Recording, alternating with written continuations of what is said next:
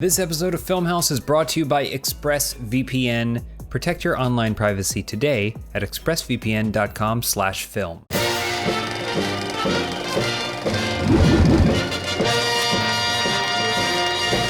Hello, everybody, and welcome back to part 3 of our perfect horror film bracket showdown, tournament-style bracket showdown. We've been doing this for the last 3 weeks, okay? This is going to be the final week. We were not expecting it to go this long, but with so many huge contenders and shocking twists of fate, there's no way we could have imagined this. I want to, first of all, thank my guests for joining me along this journey. I couldn't have done it without all of you. Elise Willems. Thanks for having me. What a November it's been. I mean, yeah, this is the... As we embark on this horror bracket. Let's do a Halloween-themed thing that leaks into November. We should start Christmas now. Daniel Schneider. Hello, everybody. Oh, yeah? Okay. Halloween quip. Yeah. And of course, Ryan Haley. What up, everyone? It's been a wonderful ride, a roller coaster of emotions. I still got 2 horses in this race, so I'm not out of it. A competition. It is a competition. This is very scientific, although that evil coin. I was going to make a suggestion, James. Since we are in the top 8, the Sweet 8, whatever. What is it? It's not Sweet elite. 16, the Final Elite 8. four? We're in the Elite 8. I was thinking, if we get a tie, what if, instead of going straight to the evil coin, who everyone hates, what if we had one other round of voting so if someone could change their vote? Someone could get persuaded after the tie. And then if we tie, then we can go to the evil coin. Okay. All right. You're really pigeonholing the coin as evil. The coin is evil. I don't think he's ever done anything I'm evil. a gambling man. The coins are evil. Roulette is evil. It's mathematical perfection. It's honestly the only way to be fair. All of these movies are subjective, and so that's the only way to be certain, because Elise's experience could be completely different than my experience. For example, I watched Exorcist with my eyes closed, so when you guys are talking about the cinematography, it didn't mean anything to me. But before we jump right into it, because it always takes longer than we think, I'm just going to go very quickly, and recap everything and how we got to this point so far. So all of the candidates from the beginning: Halloween, Pan's Labyrinth, Cabin in the Woods, Re-Animator, Hereditary, Alien, Shining, Human Centipede, Silent Night, Deadly Night, The Exorcist, Army of Darkness, Scream, Thing, Martyrs 2008, Insidious, Get Out, Nightmare on Elm Street, and The Birds. Those are all of the ones that made it into this bracket. Good list. Of that list, the only ones that remain are Pan's Labyrinth, Scream, Re-Animator, The Thing, The Shining, Get Out, Human Centipede, and Nightmare on Elm Street as perfect horror films. Some of these I'm shocked to see. Yeah, people really bitching about Pan's Labyrinth making it so far. Yeah, some of those comments were mine. There's a lot of gatekeeping in the horror community. It's like, this is horror. This is horror. Process. This isn't horror. I think I'm with them behind the gate, I suppose effectively us doing a bracket where we choose is us doing our own version of gatekeeping, but I'm torn because I do think Pan's Labyrinth is an amazing movie, one of my favorites. So well, that's something that we've been discussing this whole time. Is it a good movie? Are we voting for a good movie? Or are we voting for something that we think is a better example of the horror genre? Yeah. We may never know. And we may never know. Having gone through this whole bracket, there's a chance we may never know. Unless Human Centipede wins, we'll never know. Yeah, right. Again, Ryan, not a competition. You gain nothing if one of your nominees makes it to the end. It's a bracket. It's by definition a competition. But that's it's not like you're a player on the teams. I picked these. I'm the coach. I picked them, and I want them to go the distance. No. The only winner would be Guillermo del Toro. Justice for Martyrs. Justice for Martyrs. You voted against Martyrs, by the way. But I was already going to lose. All right. We need to get started. We're already jumping right into this list. So let's jump right in. And you know what? We've been going top left to bottom right. I'm going to flip it. Oh my god. I'm going to start on the bottom right. Bottom which is right. Get Out versus Nightmare on Elm Street. Ooh. So all of these movies we've previously discussed in elaborate detail, but I think it's worth bringing up some of the aspects of them because now they're going against different candidates. Nightmare on Elm Street beat Birds and Saw, Rightfully so. And Get Out beat Insidious. So Get Out, a psychologically horrifying film, kind of social horror too. What is pretty much just a haunted house movie. What are you calling a haunted house movie? Nightmare on Elm Street? Yeah. Oh. So, and now it's going up against Nightmare on Elm Street, which I think, is a little bit different. It's definitely something that's more defining of the horror genre. Yeah, this is classic horror movie. It's classic. It's got a legacy. It's got one of the most famous movie monsters of all time. Although I'd call it Get Out an instant classic. Everyone loves that movie. But it's a modern classic. So this is a classic versus a modern classic. So. Hey, Ted. What do you like better, Get Out or Nightmare on Elm Street? It's my roommate. Is that a bear? Sorry. Talking bear? Hurry up. We're live. Nightmare on Elm Street's the fifth vote. Just putting it out there. Sorry, audience. We're just waiting on Ted. We're waiting on Ted. Who's Sitting just off camera. I'm voting for Get Out. Here. This is Ryan. Did Ted say Get Out? No, I said Get Out. Ted said Nightmare on Elm Street. What would I rather watch? Okay, so he said, "What would you rather watch?" Get Out. Interesting. Ryan is trying to seed Ted as this tiebreaker, and it will not happen. Just so you know, I just hate the goal. It will not happen. We're not going to get to the end. You're going to go, "Oh, Ted." Well, you've already told Ted. Vote Human Centipede. You benefited from Coin though. I have Re-Animator last round, but it doesn't make it feel good. It doesn't make me feel good. You've gotten some coin in your pocket. I pocket. don't like to win like that. Oh yeah, you didn't give me my $20. To hell by coin.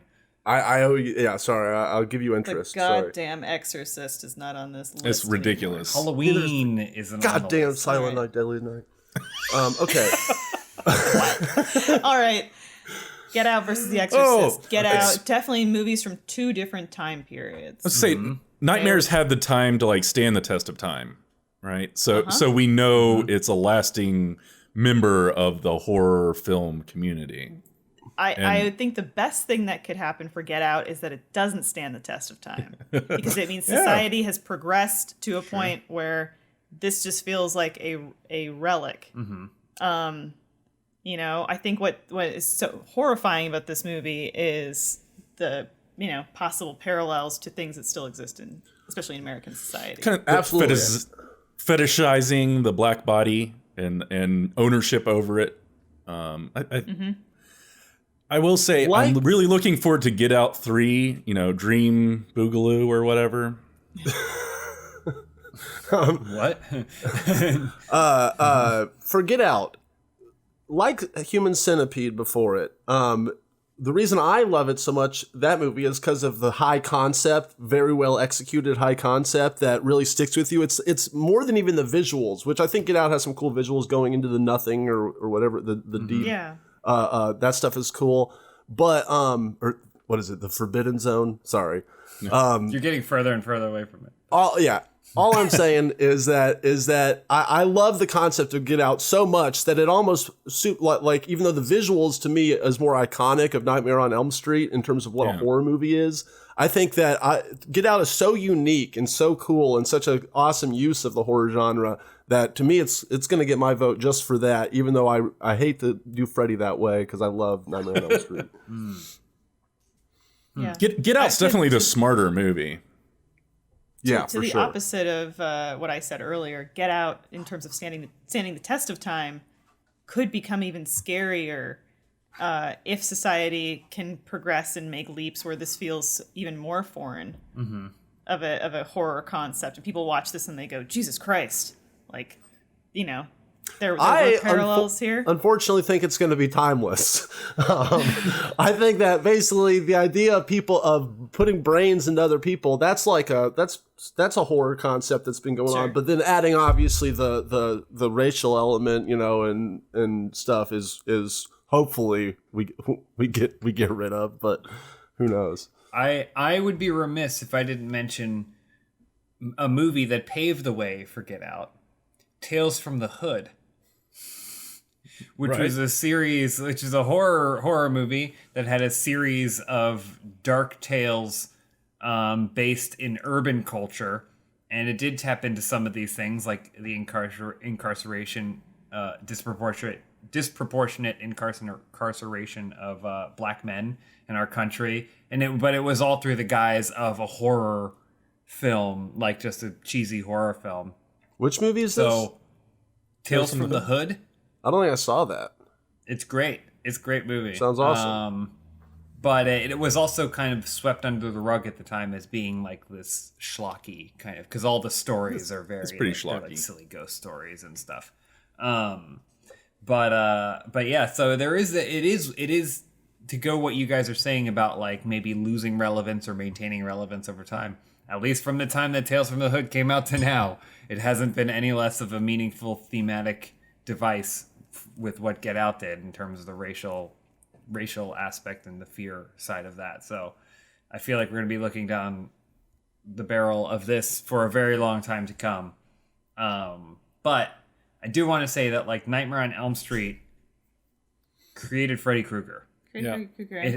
Some of like I would say arguably like the best horror lore maybe on this list. It's like up there. I think Halloween is good, but Halloween is also just like, hey, he's a crazy guy. No, we still don't even really know what's up with Michael Myers, even though he's had 1,000 movies, you know? Sure, he's just a kid that, had a screw loose. To argue in support of Freddy as well, he is definitely the first of this type of movie slasher monster but with personality. Yeah. He wasn't sort of the stoic, personality-less Michael Myers or Jason. Yeah. He's not stalking around in the shadow.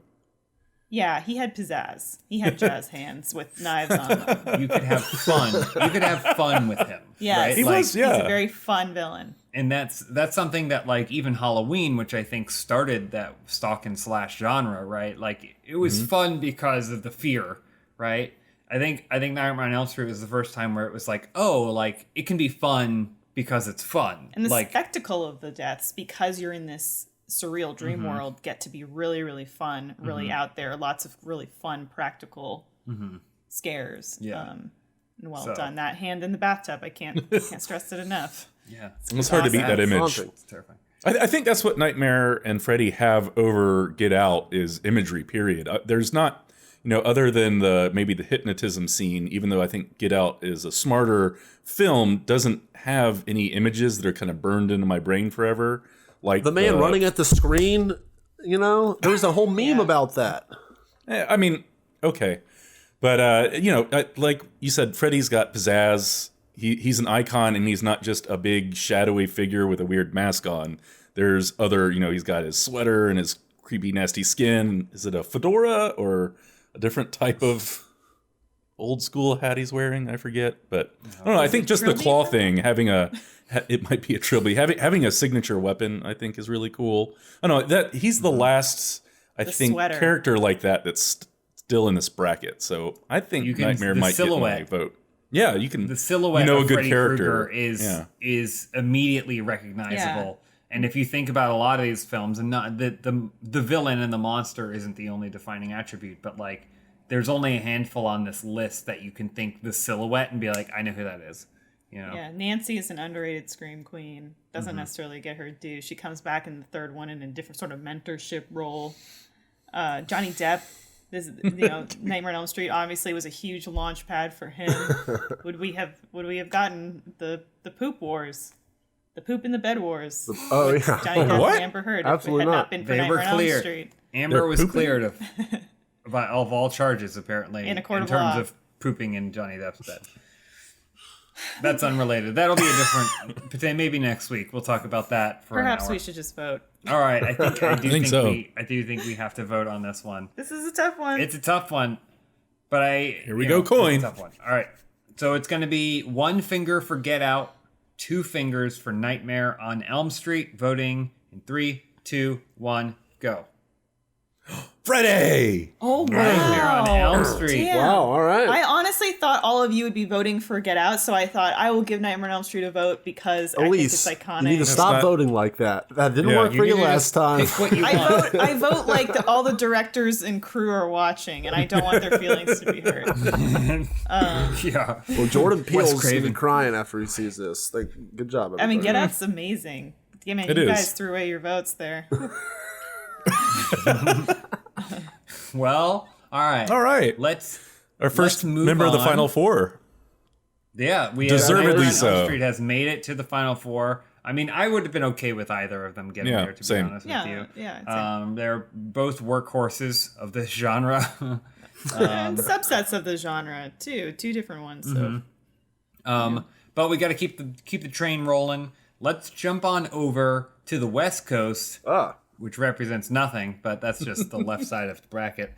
And let's do The Shining versus Human Centipede. All right, let's get ready to vote. Yeah, all right. Ready? Oh, no, we got to do a lot of discussion about this. Okay, let's discuss. I feel like Ryan, we've discussed Human. off. What do you like about The Shining? See, what do I love about The Shining? I mean, I love, it's probably one of the best Kubrick movies. But he's one of the greatest directors of all time. Yeah, and it's cool. Don't get me wrong. Shining's great. You know, I always when people try to call it one of the best horror movies of all time. See, I don't know. Maybe it's just different strokes for different folks, but I definitely put this into more. It's got horror stuff, but it's kind of more psychological art horror film. Kind of horror, semi-horror. It's horror. It's pretty much horror. I don't mean to not call it horror. Went all the way around. A Human Centipede is real horror, man. I mean, you can only put that in one genre. This is a horror film. Nothing else. Science documentary? Yes, it's also it doubles as a biology thing you could watch in biology class. Show it in high Perfectly school classes, medically accurate. The Shining's probably 100% not medically accurate. medically. It honestly should beat The Shining just for that. The Shining is not medically accurate whatsoever. I dock a lot of points for that. So Ryan, you've talked about Human Centipede in the past, and you said, you thought that, what's his name? Dieter Laser. Peter Laser, Peter Laser, like should have been nominated for an Academy Absolutely, Award for his performance yes, in that. 100%. How would you compare that to some of the performances from lesser-known actors in The Shining, like Jack Nicholson? Everyone gives a great performance in The Shining. The bell including the little dude kid who talks to Danny himself, Shelley Duvall. We've gone through this is like all of them A+ performances. I still get back to, if I'm sitting down to rate what is the best horror movie, if I'm going to give a horror movie to friends to watch and they want to be like just freaked out, like not just scared, but just kind of like have a bunch of what the fuck moments, you're going to get that way more in Human Centipede than The Shining. The Shining is clearly maybe they don't want made that. from one of the masters of cinema, and yes, it's the better movie. It is an art, okay, but The Godfather should win everything or whatever, in that case. I think that's boring, all right? The Human Centipede is badass, it's audacious, it's balls to the wall, crazy horror movie. That's what I want out of a horror movie. I don't know about you guys, but if you guys want some art film, film student freshman year. That's what Kubrick's Shining is. Yeah, that's what Kubrick's Shining is. It's cool, but I mean, come on, dude. I would Human Centipede's argue on that the list. 1980, you would sit down your friends and say, by God, this movie, The Shining, you have to see it. There's this blood comes out of the elevator. Jack Torrance is just a man. I'm not saying that no one should see it. I'm just saying, but would you say, guys, hey, woman in the bathtub. All my friends, you guys are the biggest horror buffs in the world. I can only show you one movie. Do I show you The Shining, or do I show you this movie? Hold on, the biggest horror buffs in the world haven't seen The Shining? I'm saying in this hypothetical situation where we're trying to... Terrible hypothetical. I'm trying to impress horror buffs. Do I impress them with Human Centipede or The Shining? I impress them with Human Centipede. Ryan, this is my case. How many copies of Human Centipede have you bought for people? I mean, counting Christmases, birthdays. I don't have that many hands. If I had more hands connected to bodies on my ass, so a lot, a good amount. Gotcha. Okay, I see. Yeah. That's my case, and I think I make a pretty good one. The Shining, yes, you can have it. It's good, whatever. I agree, but Human Centipede should win. Go to the Super Bowl. Don't vote against yourself now. Hold on. This is a discussion, Ryan. Oh, okay. Well, what do you guys think? What do you guys think? Huh? I want to reiterate what I've said in some past episodes, that the reason I think Human Centipede has gotten this far is because it is extremely well made. I have talked, despite the marketing push and the concept alone of it just being this grotesque thing, which is all true, it's an extremely competently made film. I mean, more than competent. I think it's shot beautifully. I think it builds to this. There is a sense of dread that is building, and I do think that Dieter Laser's performance, if they had a lesser, maybe more schlocky, like if it felt more like Re-Animator, I don't think it would be deserving. It would just be some other trauma-esque schlock thing that exists and then is forgotten as soon as the marketing machine rolls on. I think the only reason I wasn't like, get this off the list is because of how well made it is. Now, on the flip side, I do think it has landed in this bracket in a place where we're comparing it to Kubrick, which is tough. I think one of the best ever. If there was another world where it was going against something else, then maybe I would be like, it is really scary and it does a great job building dread. But in terms of building dread, The Shining is a snowball that starts in such like a peaceful place, like where the movie begins so bright and happy, and by the end of it, without you really noticing, you're in a snowstorm and there's no light, there's no darkness, and there's no joy. And it just like you're not like, oh, here's the moment where it changed. It's not like Sunshine, right? I love Sunshine, but you can pinpoint in Sunshine the moment where everything changed. They were going on this trip, and then one of the satellite dishes broke a little bit, and then everything from that point on was a disaster.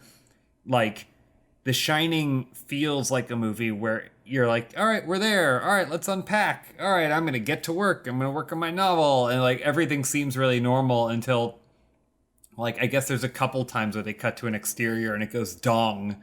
But That's like dread. Other than that, it just kind of feels like it's just this building. Yeah, I mean, I think the aerial shot of, driving up to the overlook, like, that's all the impending dread you need to know is coming, is established in that shot. And that's what I think is masterful that The Shining does. I mean, I agree that there's always a sense of impending dread. I'm just saying that pinpoint, a lot of movies rely on this pinpoint, the inciting incident. But the inciting incident is like, let's go to a hotel, What's bad about The Shining, hotel. Ryan? What's bad about The Shining? Yeah. Not much. The only thing that's a little bad to me, it's not even, this is just a nitpicky thing, but I feel like there's no real inciting incident for Jack Nicholson being so crazy all of a sudden. He kind of is just, you kind of were supposed to get that has writer's block and just the isolation is getting to him and stuff. But I don't know. We kind of, you kind of have to assume a lot, I feel like. But that's it. There's nothing terrible about The Shining. The Shining is great. You guys are making all good points about The Shining. My main case is, does it deserve the horror throne? And I would say other movies deserve it, like Human Centipede. I want to say one more thing against The Shining, though. I did like, it is hard to watch it and not notice that there is no point where one of the characters shits in the mouth of another character. It doesn't have that going for it. It doesn't have that. Like, and when you're watching it now in 2020, it's impossible not to watch it and notice that absence. Yeah, that's what I look for in my horror movies. The Shining has at least a dozen iconic moments in it, and I think the Human Centipede has the shitting centipede. Oh, every frame is an iconic moment, and there are 24 of them a second. It's great. That's a lot. Maybe Ryan might feel differently, but I feel like there's many dimensions of horror to The Shining, whether it's that you're a woman who is trapped with your maniac husband, or you're a little boy that's dealing with these supernatural occurrences, or you're a man who's dealing with your own torment and distortion of your reality. Like there's a lot happening there. But the poop in the mouth.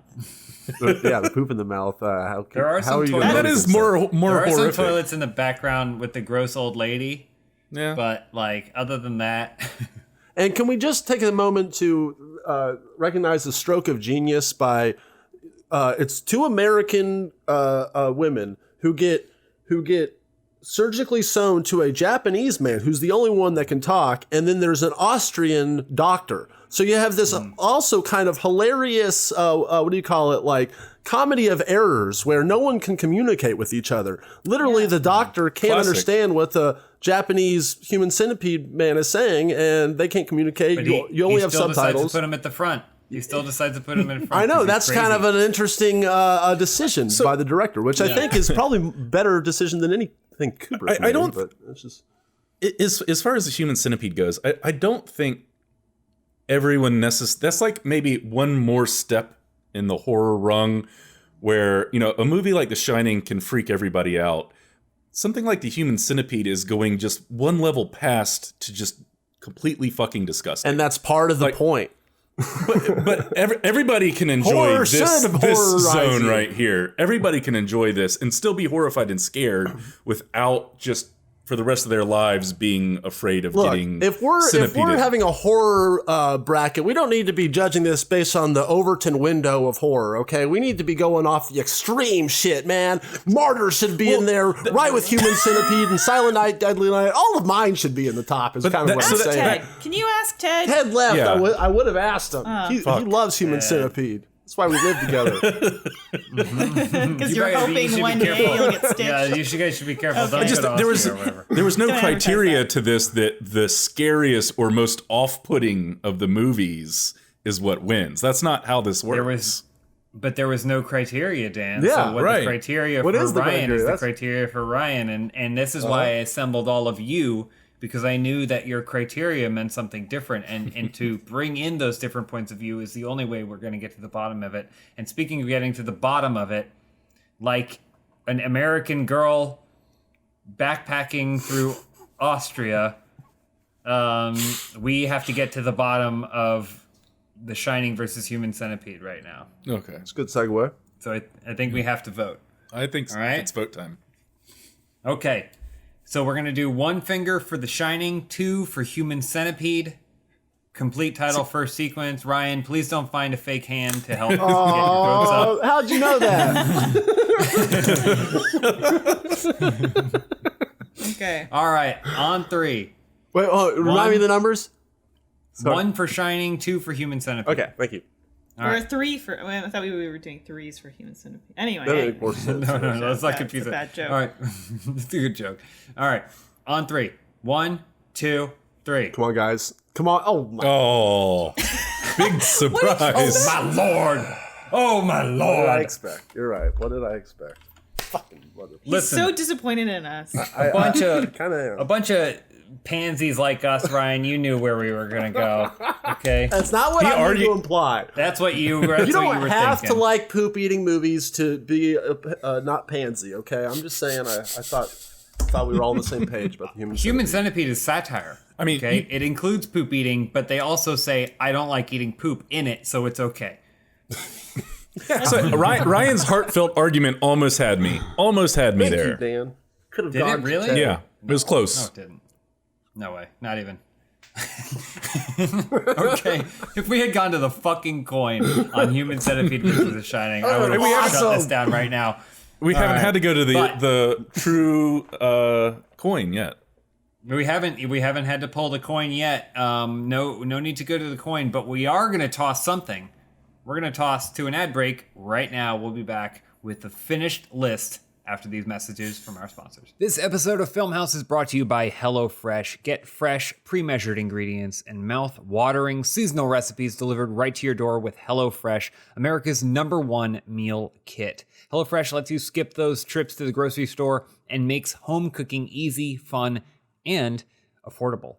It offers convenient, no-contact delivery. You don't have to worry about going to a grocery store. We're probably in a point in time where you probably shouldn't be going out if you don't have to, so why not have all your groceries come to you in a nice, convenient box?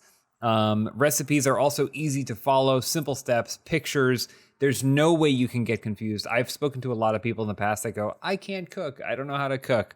I don't believe you, especially if you're using HelloFresh. It's like the Legos, basically, of cooking, and there's no way it could be easier. Also, it's quick.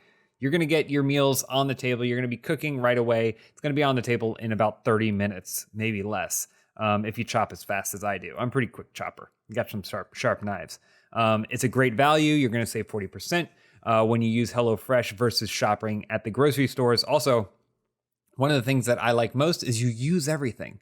You don't have anything left over. Sometimes when you go to the grocery store, you think you're measuring things out right, but then it turns out you bought too many green onions, and now what are you going to do with all these green onions? You're either going to make them go to waste, or you're going to have green onions with everything.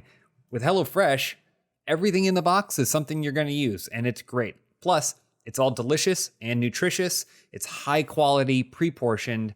Everything is going to be ripe. Everything's going to be ready to go. Over 90% of ingredients are sourced directly from growers to ensure peak flavor and ripeness. This is high quality groceries directly to your door, and it helps you eat more sustainably. HelloFresh is the first carbon neutral meal kit company. Okay, you're going to be skipping the grocery store and using HelloFresh. That means you're reducing food waste, like I mentioned. You're also not, using any gasoline to go anywhere. Like there's a lot of advantages for the environment, not just for your own body. Your body is in temple, but for the environment for using HelloFresh. Also, HelloFresh has streamlined their own supply chain. That means that produce gets to you faster and fresher than you would get at a grocery store. It's also flexible. If you one week decide that you want more meals or less meals or different kinds of things, you can easily change your delivery days or meal plan preferences. Maybe you want to try vegetarian for a couple weeks or a couple months or a couple years. You can switch that up. It's super easy. Plus, if you think that you might have time, or maybe you're traveling or something, you're going to be out of town, or Thanksgiving's coming up and you're going to do some other cooking, you can skip a week whenever you need to right on the app. You keep your fridge stocked by adding extra meals. On the flip side, proteins, quick meals like breakfast on the go or 10-minute lunches, even desserts to satisfy that sweet tooth. HelloFresh has you covered no matter your lifestyle. I recently went through a big box of my own HelloFresh, and everything in it was just absolutely delicious. I got a couple vegetarian recipes. I got a chicken and rice skillet. There was a bunch of delicious stuff in there. And I actually really enjoyed the cooking process. Some of the meals, I didn't end up using all of the ingredients and save some and then use it in other things because the groceries were more fresh than if I had just gone to the grocery store. So the whole process was great. I personally love cooking, and it is really fun to try new recipes and new things. And that's what I was able to do with HelloFresh. And if this seems like something you'd be into and you want to try HelloFresh, we want to make sure that you're getting the best deal you possibly can. So go to HelloFresh.com/Filmhouse90. Why 90? Use that code Filmhouse90 to get $90 off, including free shipping. That's a lot of fresh food. That's a lot of good food, and it's going to be a lot of fun times cooking. So if this is something you're into, definitely try it out. Use code Filmhouse90 to get $90 off, including free shipping. Thank you, HelloFresh, for your sponsorship. This episode of Filmhouse is brought to you by Manscaped. Winter is coming. And you know what that means. That means people are going to be holding up in their homes more than they already have been. That means they're not going to care about how they look. They're not going to care about how they feel. And they're all going to turn into big, scary, hairy Yetis. But I'm here to tell you that Manscaped has a solution. They have an option. And your grooming doesn't have to suffer. Manscaped has the new Lawnmower 3.0 trimmer, which is waterproof with advanced skin-safe technology to reduce nicks and cuts, and even has a light to help you with your close shave everywhere, okay? Because if you're going to be a Yeti, you're going to have to trim yourself everywhere. We got to bring that hair down. The Weed Whacker ear, nose, and hair trimmer can help you whack those nasty weeds in your delicate holes. I'm not going to tell you what holes to be delicate with, but I think you should know. This product also has a proprietary skin-safe technology to help you prevent nicks, snags, and tugs, which are my three favorite characters from Saturday morning cartoon cereal boxes. The performance package also includes Crop Preserver, which is a deodorant for your balls to protect against chafing. All their Crop Reviver, also their Crop Reviver ball toner will keep your boys fresh at all times. But hair isn't the only thing that you can take care of. Do you have smelly feet? Manscaped can help with your foot duster, their foot deodorant made to fight odors for the dirtiest feet. Listen, Manscaped is a place where they just want to make sure that you look your best in the easiest way possible, all right? Because we have a tendency to let ourselves go, whether that means hair or smells or chafy balls, okay? And they just want to provide you with all the best options to do that. If you want to smell good wherever you go, even at home, because that's okay too. Good because the Refined Cologne by Manscaped is a clean and fresh scent designed for the refined gentleman. Yes, I am wearing it right now. You could tell just by looking at me.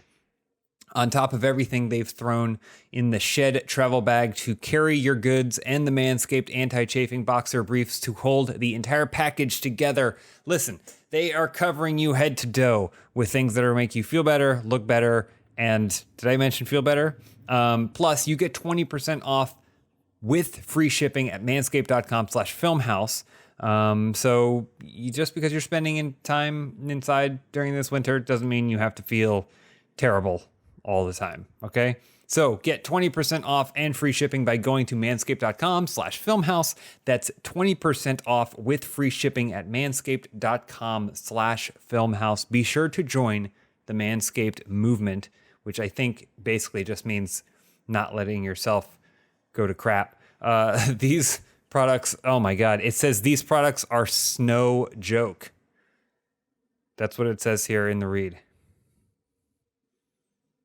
It's pretty good. I mean, it's pretty good. And we are back, ready to finish this list. We have 3 more to go. That includes the final one, the final showdown. Right? Am I correct on that? Yeah.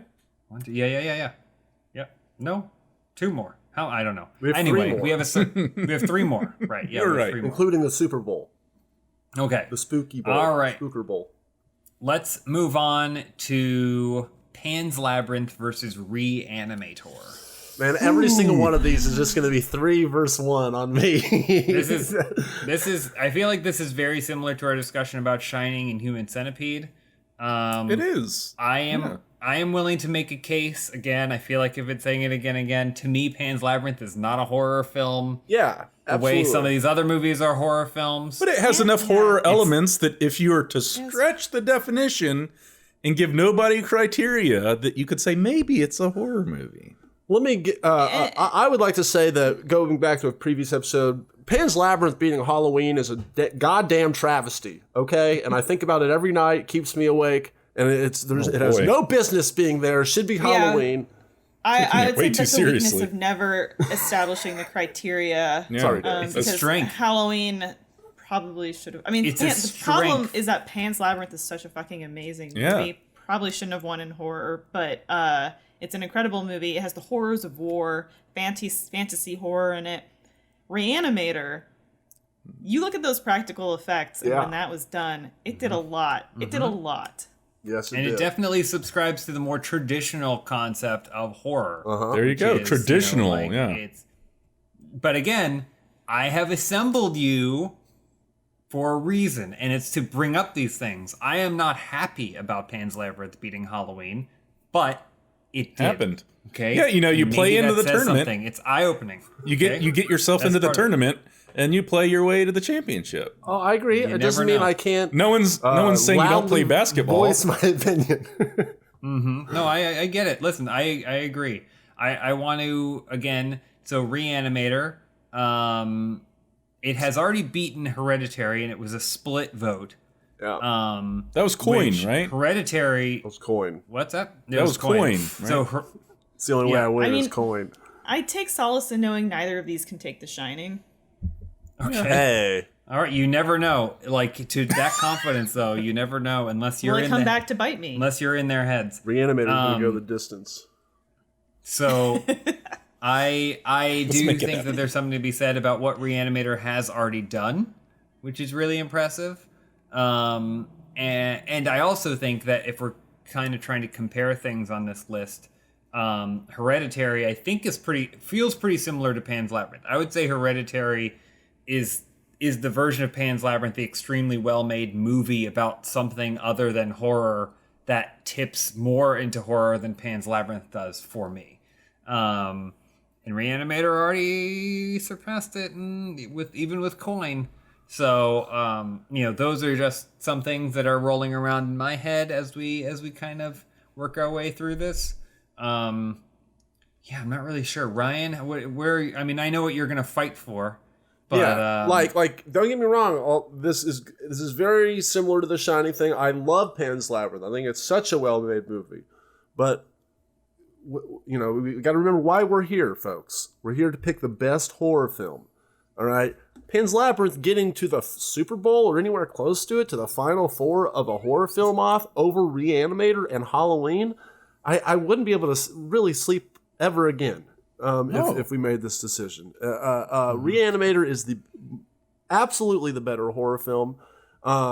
If you've seen it, it's got everything you want, like what the fuck moments, the crazy evil doctor, people literally getting their heads chopped off and reanimating their body, gratuitous nudity, which is classic gratuitous nudity. Really kind of came out of nowhere too in the end of that movie. You think they would have had some nudity somewhere else except the very end. Well, that's what makes it so shocking. Yeah, what are you talking about? There's nudity in the beginning of the movie. That's true. They finish having sex in the beginning of the bed. That's that's the gratuitous. They show her boobs at the beginning. Okay. We have two masters here, guys. Stuart Gordon and Guillermo del Toro. Both with their different flavors, but I definitely, when I think horror, I think Stuart Gordon's kind of horror way more than Guillermo del Toro. And they're both classics, but Re-Animator's got to take this. It can't be a split. We got to go. The question I'm asking myself is if Guillermo would want Re-Animator to win. I he's think probably so. Inspired. In his little notebook or whatever, maybe he's got. We went to that Guillermo del Toro exhibit. I'm trying to think if there's any cool art exhibit. What a Re-Animator or however he would say it. Give him life. That's how he would say it.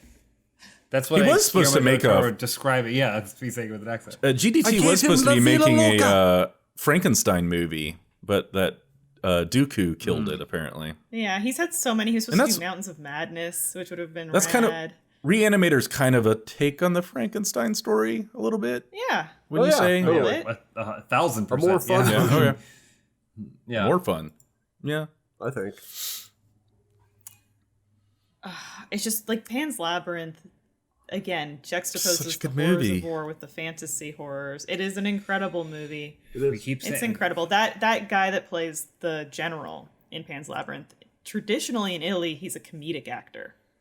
But he's just terrifying in Pan's Labyrinth, which is like such a feat. I know what I'm going to vote for. Re-Animator has Jeffrey Combs, right, who kind of looks like him. I know my vote for that. I know my vote for this one. Okay, are we ready to? What's the name? I'm unable to think of it. The gothic horror that Guillermo made. Crimson Peak. I feel like Crimson Peak maybe belongs in this list a little bit more. I mean, also not the most straightforward horror movie. I think Del Toro's known as this horror guy, but doesn't necessarily make just these straightforward movies with a bunch of blood and tits in them. Like he elevates the genre so much so that you can't consider his horror movies horror movies. But this out here, there's full bush in the fish movie. He also just gets mismarketed over and over again. Like Crimson Peak is a gothic romance. It's more like Rebecca with a little bit of horror elements than it is horror. God goes. He just keeps getting spun as this pure horror director. What's wrong with blood and tits? Nothing. I'm just saying when you have someone that Ryan has drawn the eyes on his hands again. I'm ready to vote. Re-Animator. When does he do it? It's like when the magician reveals at the end of his set that he's changed his shirt. Yeah. Like, when did he do that? I want to know when he changed his shirt. You gotta watch the episode again. Sorry, Dan, you were going to say something before I don't even Ryan know. Put up his hands. I think just that. Yeah. I don't even remember. I was just going to wing it. Okay. I mean, I can't argue with what Ryan's doing right now. I think it's time but who's he? I don't know what his argument is for. I don't know who that's in support of. He could not pull a single image from Re-Animator to put on his hands. I could take my head off. Okay. Do it. All right, let's vote. It's going to be 1 finger for Pan's Labyrinth, 2 fingers for Re-Animator. Okay? I know what I'm voting for. All right, get ready. In 3, 2, 1, go. Re-Animator! Screw my movie! Re-Animator! Oh! No way! Yeah! That's 3 votes for Re-Animator. And you know what? It's Elise! just like, Betrayal, Elise. Pan's Labyrinth is one of my favorite movies, but I will have to say, like, as much as we've been goofing on Ryan with this, when I watched Re-Animator and I saw all the practical stuff that they did when they did it, I was like, man, this, like, some of it even holds up. And, like, his head, you know, his disembodied head is great, and it's a great villain. It's got a lot of great horrifying stuff in it. I think it's horrifying. I think there's certain things that are way scarier. We talked about it last time. There are movies that I've seen that are way scarier than Re-Animator, and I would probably give a scarier movie my vote over Re-Animator, but Re-Animator versus Pan's Labyrinth, they both feel like movies that are like, one's horror and the other one's like historically kind of horror-y. I'm going to give it to the one that I feel like I would do capital H. Ryan, Pan's Labyrinth is the better movie.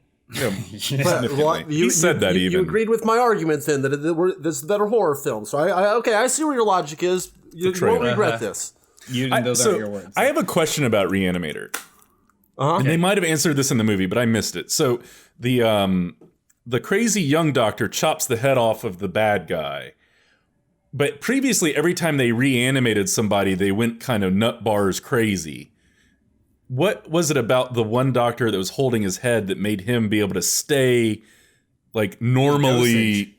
Yeah, it was dosage difference. I'm pretty sure. Wasn't that the whole thing? Is that the Jeffrey Combs character was like constantly mucking with the dosage, and he would always, if you went too far to one side, it would basically turn them into like basically zombie monsters.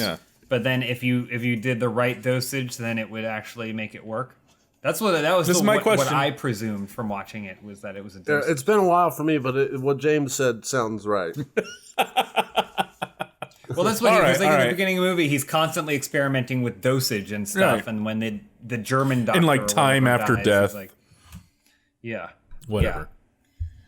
Yeah. All right. Doesn't need to make sense. I was just curious. We almost have our final 4. We just need to do one more here. We probably need to pick up the pace because we are still somehow managing to go along on this. Oh my gosh! Scream versus The Thing. No question. Scream versus The Thing.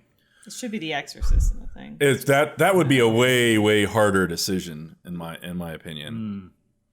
But okay, all right. Well, that's like your opinion, man. So I think The Thing has. That's your opinion, man. The Thing has everything going for it. We've got our savior, JC, in the prime of his career with Kurt Russell.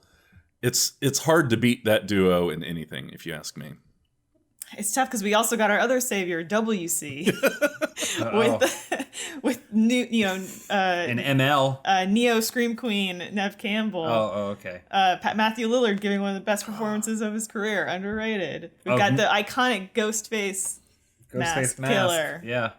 I don't see we've got anyone comedy. We've got DB dressed up in the Thing mask on Halloween. We've got parody and pastiche, and we've got a meta assessment of an entire genre. We've got a revitalization of a genre in Scream. This is a tough one.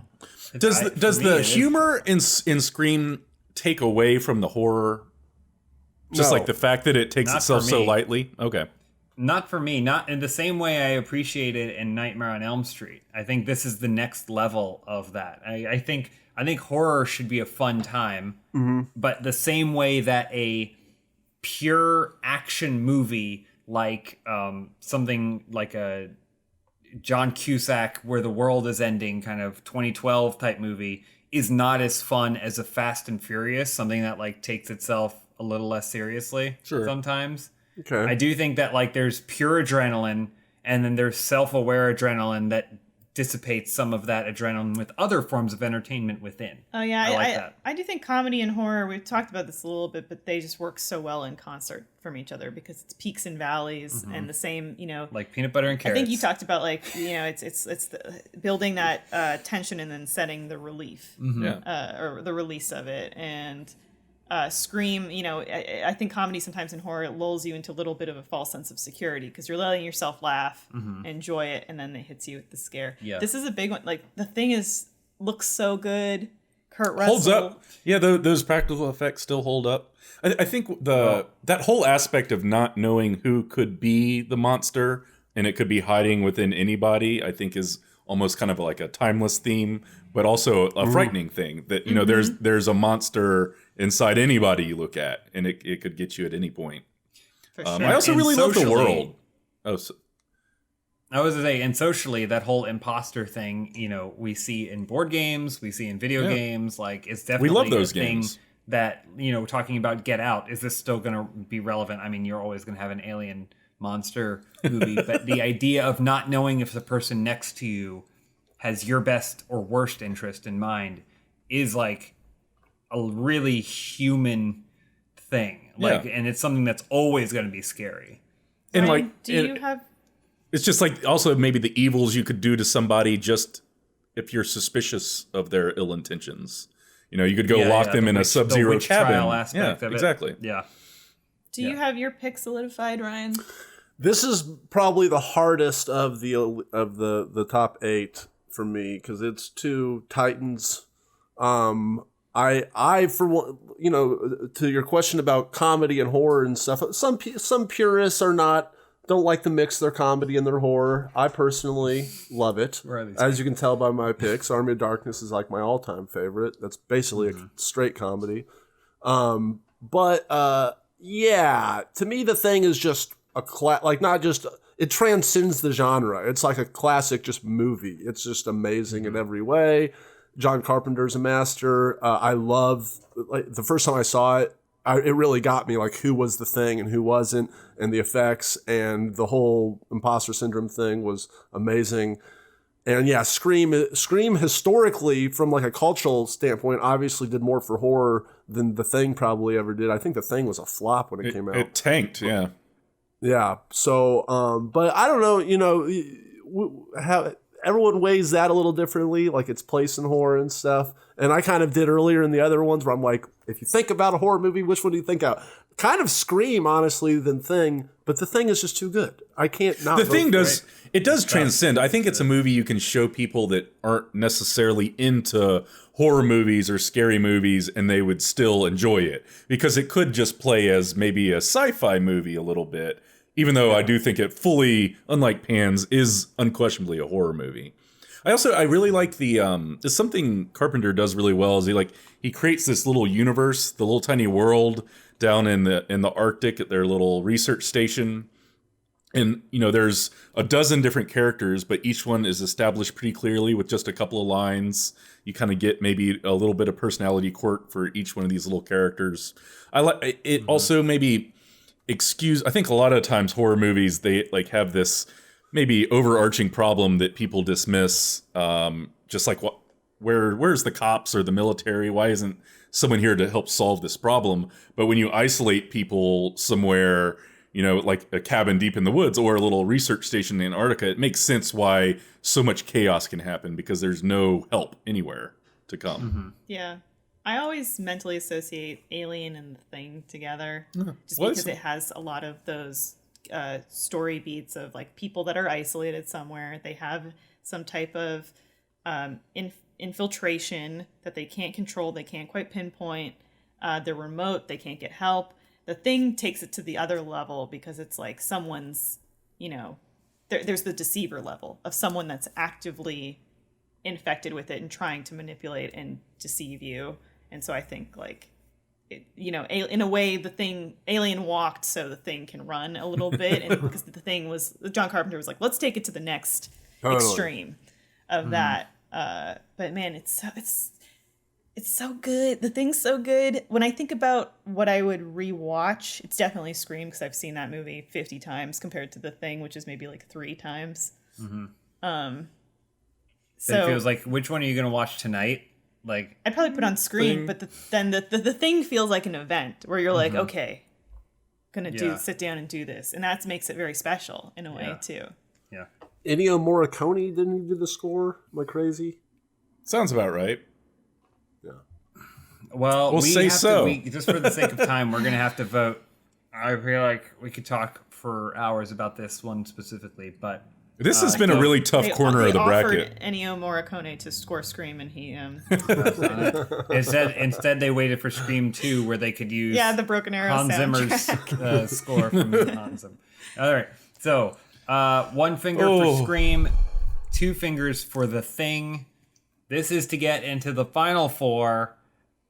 Do we have any visual gags for The Thing here, Ryan? Hang on a second. Hang on. Wait, what are the numbers? 1 for Scream, 2 for The Thing. He's got something. He's got a Scream mask. No. All right. So let's do it. 3, 2, 1, go. The Thing. Oh, a tie. Oh no. A tie. Coin. Go for The Thing. It's a better movie. You know what that means. It is a way better movie. Coin. We have to trust James too. No. Now we can. Coin flip. I thought we had a moment to persuade you guys. Elise. No, that's only for the final one. That's only for the final one. We'd have no more time for debate. We've been talking for 50 minutes. I thought we had a Oh, you've got a point there. Heads it's Scream, tails it's The Thing. Coin decides. There's no good final. Tails, The Thing wins. Yeah! I love the coin. I love the coin. We're back on the coin train. Oh God. Coin for president. And I mean, one of the tantamount things that people love about this podcast is just the sportsmanship. Honestly, I was perfectly fine with either of them getting it. Yeah, I was perfectly fine. This one, it's like there's no winner, there's no loser, because they're both just eat shit. Scream. For me, if someone says, "Well, I want to watch a great horror movie tonight," I go, "Let's put on Scream." That would be where I go to. If I thought longer and I scoured my notes, then maybe eventually I'd find The Thing. And I'm like, oh yeah, The Thing. Okay. But just in terms of forwardness of my mind, it was Scream, so I went with Scream. Right. But I am okay with either candidate. We gotta move fast. No problems. Oh boy. We have to go fast. Yeah, we have to do. Should we just flip 4 more coins or? Okay, so we're gonna do The Shining versus Re-Animator. Okay, I think this is relatively easy. I feel like actually. this is very similar to where where Re-Animator has already been, which is fighting against these. Yeah, it's the Cinderella story of the bracket. All right, Re-Animator needs to make it to the big dance. So this is where Re-Animator shines in a lot of ways, and it's very strong here. Okay. So, Shining, I feel like we've talked about them a lot. I don't know if anyone wants to get in just a few last words because we do have to wrap up the bracket. Elise. And I feel like we're going to want to spend most of that time on the final one. I would just go back to that feeling you had when it was Re-Animator up against Pan's Labyrinth, right? And you made the strategic decision to think about how awesome the special effects were, how horrific, how the special effects are amazing in The Shining, right? No, but this how is those a elevator horror doors movie open, contest. All that blood. That's incredible. Remember how awesome of a horror movie Re-Animator is, and Shining could be on a million shelves. Re-Animator is only on one shelf at Blockbuster. I know it doesn't exist anymore, but think about it like that and vote like that, right, James? I know that's how you're going to do it too, and I think we're ready. Let's go. Okay. Any other final thoughts? For I mean, we talked about all of these movies very recently. Okay. All right. Let's vote. So it's going to be 1 finger for Re-Animator and 2 fingers for The Shining. I love you. 3, 2, 1, go. Oh, God damn it. And just like that, Ryan is eliminated from the tournament. You lost, Ryan. Ryan lost the tournament, except there's no way you can win or lose this. The worst day of my life. That's not how it goes. Hey, I mean, the thing is, too, these are all great movies. So I don't think it's like... What's that? There's stuff that other people put into this bracket that I was like, oh, yeah, that's amazing. I want to say this, Ryan. Rocky didn't win against Apollo Creed. Took him all 12 rounds, though. But he took him all 12 rounds. He went all the way. No one thought that he could do it. And no one thought Re-Animator could get this far. But the movie won Best Picture. What? No, Re-Animator didn't win shit. Rocky won Best Picture. is what I'm saying. Okay, yeah. So the guy didn't. Yeah, so, but that means Re-Animator should win Best Picture. All right. All right. So now we're moving on to figure out what our other competitor in the final four or finals is going to be. It's Nightmare on Elm Street versus The Thing. Oh, The Thing. God, The Exorcist should be here. I still can't believe it. I feel like you should blame Coin. Coin, we could start our own horror movie with Coin, just ruining everybody's lives. Yeah, the evil. Well, what's that movie? Rubber, about the tire that goes on a killing spree. Yeah. All right. This is, I feel like, very similar to the discussion we had before about The Thing being maybe a better made movie, still scary in a lot of other ways, and with Scream it was with something that was maybe a little bit more meta. This Nightmare on Elm Street I think doesn't have the meta aspect, but it does have the like OG, like the only reason movies like Scream and stuff like this exist is because of like Nightmare on Elm Street has all that personality. It's got a silhouette. What's the silhouette and Thing? A head with spider legs? I don't know. Belly with teeth. Hard to say. Yeah, there's two. Yeah, there's belly. no one thing, right? It's got so many different versions. Almost, it's video gamey in that respect that it's got different levels. I don't know. The concept of dying in your dreams. You can't go to sleep. I guess they both have their aspects of isolationism. Yeah, I guess the nightmare aspect is way more relatable than being stuck in the Arctic with an alien. So there's a little, but not being able to trust the people around you because you think that there's an alien inside of them. That's relatable. You almost you had just not said the second half. Oh yeah, it's tough. It is very, very tough. I don't know any other. But I think whoever wins this one, we all lose. No, whoever wins this one, we win. Those are two great movies. Oh, okay. That's how I felt last time. That's how I felt last time. That's how I felt. I think we were just happy to play. Just happy to play. Yeah. Well, those are two great movies. So you shake the hand of your foe after the end of the game. You go down the line and shake everybody's hand. We all win. I still think Exorcist should be up there, but I'm happy. I don't think we can go back like that. Everybody watching and listening, they won. Everyone here, all of us panelists won, except for me, who watched the American version of Martyrs. Everybody won. So, we all won, except for me. Let's do it. Let's vote. We're going to go one finger for The Thing, 2 fingers for Nightmare on Elm Street. It's easy. It's not easy. Okay.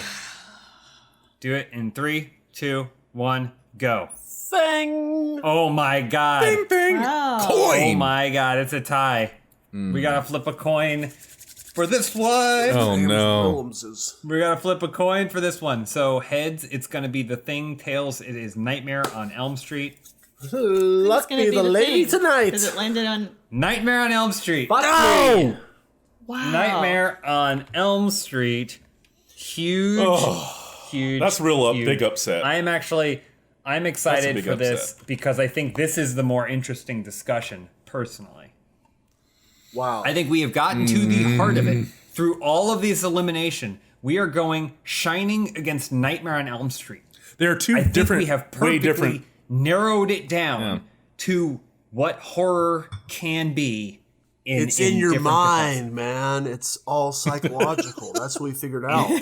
Well, is horror this slow burning thing that a slow descent into madness represents a humanity in a lot of ways? Because if we had The Thing, they're basically, for all intents and purposes, they're the same kind of movie. They use one uses a ghost and a haunting, and one uses an alien to represent genuine human things or whatever. I feel like Nightmare on Elm Street is a different kind of horror movie that is basically just what's the most exciting, entertaining thing we can put in front of an audience to make them scared but also enjoy themselves while watching this movie. Whereas The Shining or something like The Thing, if it had been here, would have been what's the best movie we can make that is also scary, like that, where we're tapping into dread and fear as the emotion, the thematic emotional ties to this piece of work. And so I'm really excited to see where we land on this,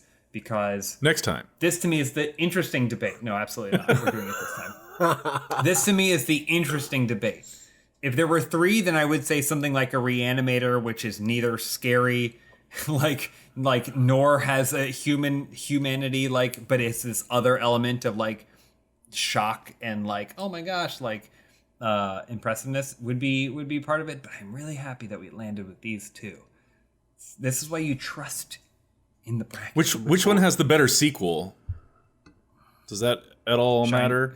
Wait, which one does? I said which one has the better sequel? Didn't The Shining have a shitty, like, made-for-TV one or something? Nightmare on Elm Street 2 sucks. It's not good. Oh, the Dr. Sleep Dr. Sleep is okay. Dr. Sleep was fun. But I don't know that has any bearing. No. A sequel that came out decades later.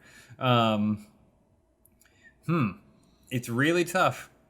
I do really, like you said, these are like kind of polar opposite ends of maybe that whole horror genre in general, where you've got, I think Nightmare, to me, if you're talking about maybe the epitome of horror, this at least has that, we're talking about that silhouette character that can carry a franchise, that you can hear just a line or see just a part of their costume, and you know who that is, and you know they made a whole bunch of shitty other movies starring that character.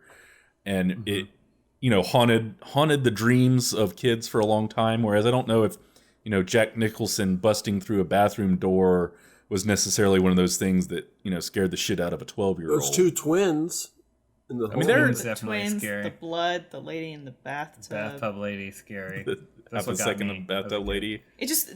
There is the kind of the first time that you see, at the end of the movie, that slow push on the photo of Jack Nicholson at the party. Like, that is a very like cerebral and scary moment when you see this kind of goosebump sort of moment. It feels like the difference between bone chilling and your popcorn popping out of your hand. As you guys know, I'm a man of the people, right? I'm a populist. Red State Ryan here. Confirmed. By the way, we did confirm Red State Ryan, yeah. What? What does that mean? We did confirm it. That I'm from a red state? Yeah. Yeah, okay. So the anyway, I think Nightmare on Elm Street, that is like I'm going to bring a date to this movie and we're all going to get scared and have a fun time at the movies together, and throw our popcorn up and get the chills and have a good time. And it's made it's a crowd-pleasing movie. Yeah, right? It's a good The Shining, like I said before, I fucking love it, but that is not what this movie is. It is, if you were taking a bunch of people there, to go have a good crowd-pleasing time of movies, some people would be a little bored, I think, at The Shining. I love it, but it is not, you got to pay attention more. Not that that's a bad thing, but it is not for your everyman, I don't think. I think it is much more for the film nerd, as opposed to the best horror. Not necessarily that's not a knock on it. I'm just trying to state the facts. This is also a very personal thing for me. You guys don't have to vote this way, but The Shining took out the human centipede. We all know how I feel about that. It took out Re-Animator, 2 of my darlings. There's no way I'm letting Shining. I'm voting for The Shining in the fucking thing. Hell no. This is revenge vote. All the way. Nightmare on Elm Street. Let's go with WC. Another character was seeking revenge, and Freddy Krueger. That's right. Being burned, by the...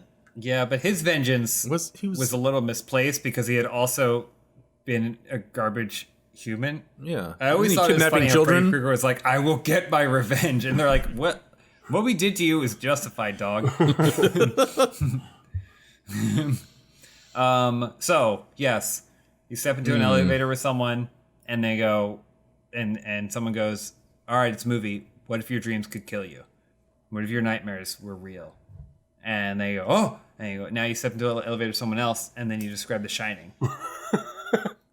What if writer's block could kill your family? What if you were sent somewhere because you had no money, so you had to take your family to this remote hotel that's completely... I've already gotten off the elevator. Come on, let's go, little intern. I got the places to be. Yeah, that's what they'd say. They wouldn't... No, everything Ryan said, I agree with, but I don't think that just because something is more popular means that it necessarily has more worth, especially.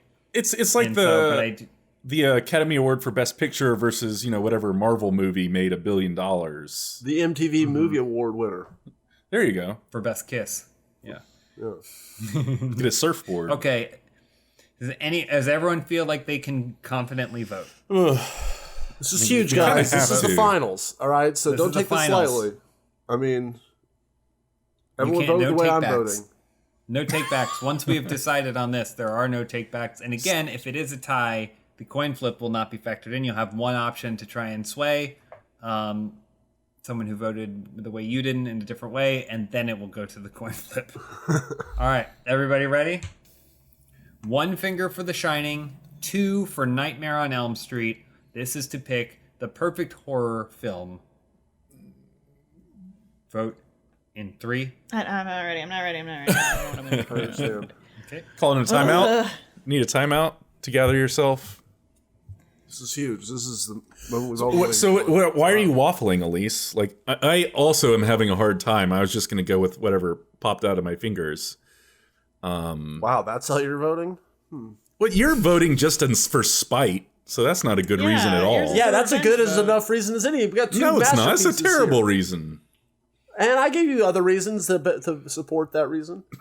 That's the second. Here's the question: do I reason. spite vote to spite Ryan's spite vote? That's what I was thinking about. Oh my god! I will give you $20. Remember that. That still stands from the last episode. Just pick which one. Dan never got paid. FYI, Ryan is going to welch on his payments.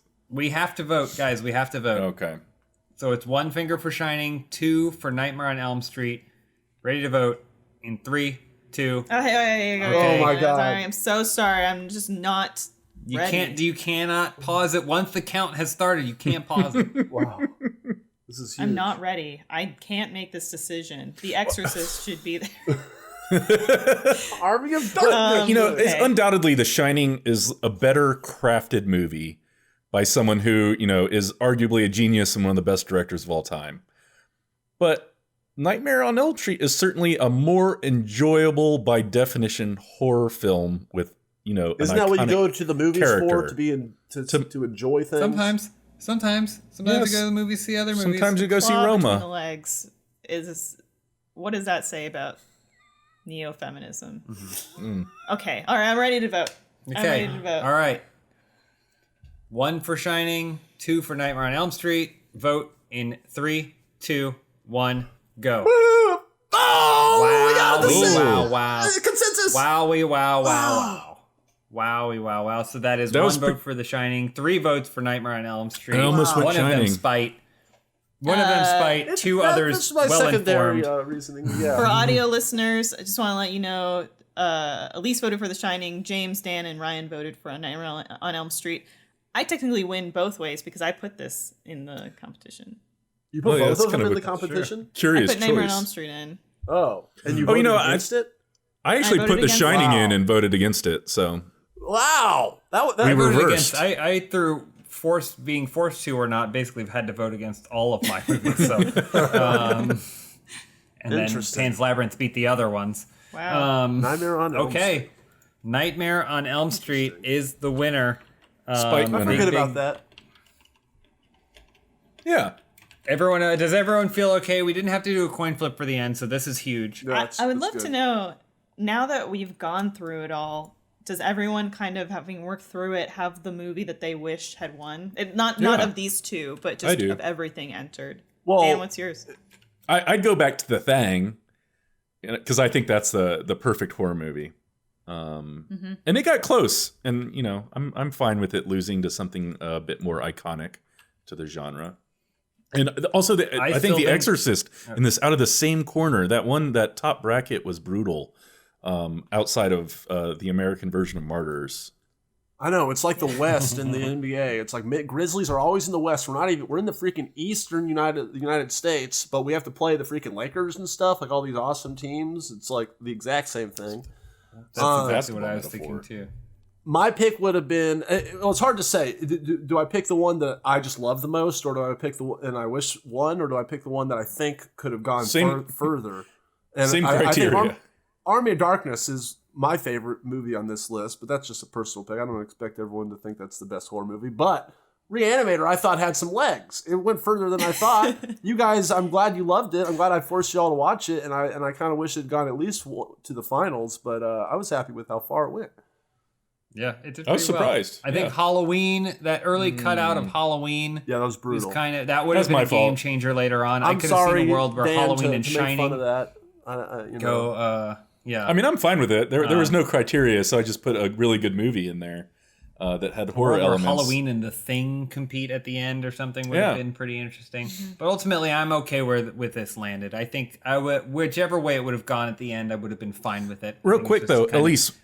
You didn't answer your own question. Would you have put The Exorcist up there? Was that what you were leaning towards? I definitely think it's The Exorcist. Okay. It's the big one for me. You're a freaking freak? Yeah. It's my freaking freak. So, as the only Friedkin freak I know, where do you go after The Exorcist and Blue Chips? Like, what else do you watch? Blue Chips? The basketball movie? Never mind. Sorcerer is awesome. If you haven't seen that. I think you watch the Exorcist TV show with Gina Davis, just season 1. Bug and Killer Joe. I like his newer stuff too. I love it. I love him. Well, that's not. Maybe someday we'll do our freaking bracket. I'm down, but probably not. But thank you all. Thank you to my co-panelists for joining me: Elise Willems, Daniel Schneider, Ryan Haley. Thank you to everyone for watching and listening over the last several weeks. How do you feel about where we landed at Nightmare on Elm Street as the perfect horror film, best for horror film? If you're really upset about it, don't worry about leaving a comment. It's fine. But yeah, so thank you so much for joining me. We love doing these brackets. We'll probably be doing more brackets like this in the future because there's no movie news and there's no movies to watch and review. So we might as well watch old classic things that already exist and then debate their merits. Yes.